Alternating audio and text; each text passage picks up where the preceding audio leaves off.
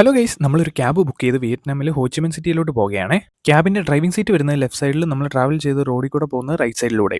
ഈ ട്രാഫിക് കണ്ട് ഞങ്ങൾ ഒരു വട്ടം ഞെട്ടിയതാണ്. ഇനി നിങ്ങളൂടെ കണ്ടൊന്ന് ഞെട്ടിക്കോ. ഈ ട്രാഫിക്കിന്റെ ഇടയിലൂടെ ഹോച്ചിമിൻ സിറ്റിയിലേക്ക് 2 മണിക്കൂർന്ന് കേട്ടപ്പോൾ ഞങ്ങൾ പിന്നെയും ഞെട്ടി. ഭയങ്കര ബോറിംഗ് ആയിരിക്കും ഈ യാത്ര എന്ന് വിചാരിച്ചിരുന്ന സ്റ്റോറിയിൽ ഒരു ചെറിയ ട്വിസ്റ്റ്. ഇതിപ്പോ ഏകദേശം നമ്മുടെ തിരുവനന്തപുരം സിറ്റിയുടെ മോഡൽ. അതെ അതെ അതെ ഇത്രയേ ഉള്ളൂ. തെങ്കാശിന്ന് തിരുവനന്തപുരത്തോട്ട് വന്നു. തിരുവനന്തപുരം ഒന്നും എത്തിയില്ലത്. ഇതിനെക്കാട്ടൊക്കെ സെറ്റപ്പ് തിരുവനന്തപുരം ശരിയാണ്. നമ്മളും കൂടെയുള്ളവരും വൈബ് ആവുമ്പോൾ പിന്നെ യാത്ര എങ്ങനെ ബോറാവാനല്ലേ? യെസ്. നമ്മുടെ മലയാളത്തിലെ ഹായും ങ്ങായും ഇവർ കൂടുതലായിട്ട് ഉപയോഗിക്കുന്നുണ്ട്.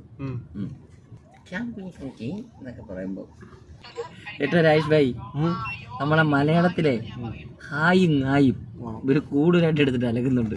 ഇതൊക്കെ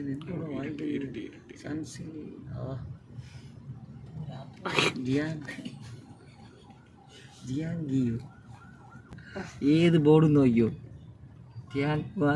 അങ്ങനെ വരുത്തുള്ളൂ. സെറ്റ്. അങ്ങനെ മണിക്കൂറുകൾ പോയതറിയാതെ നമ്മൾ ഹോച്ചിമിൻ സിറ്റിയിലെത്തി. അതിന്റെ ഫുൾ ക്രെഡിറ്റ് താണ്ട് ഇവർക്ക് രണ്ടുപേർക്കുമാണ് കേട്ടോ. ചിലർ അങ്ങനെയാണ്.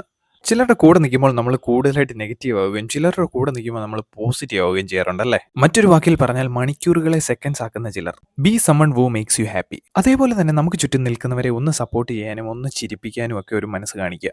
വിയറ്റ്നാമിലെ കാഴ്ചകൾ ഇവിടെ അവസാനിക്കുന്നില്ല. വീഡിയോ ഇഷ്ടമായാൽ ചാനൽ ഒന്ന് സബ്സ്ക്രൈബ് ചെയ്യുക, ലൈക്ക് ചെയ്യുക, ഷെയർ ചെയ്യുക, കമന്റ് ചെയ്യുക. താങ്ക്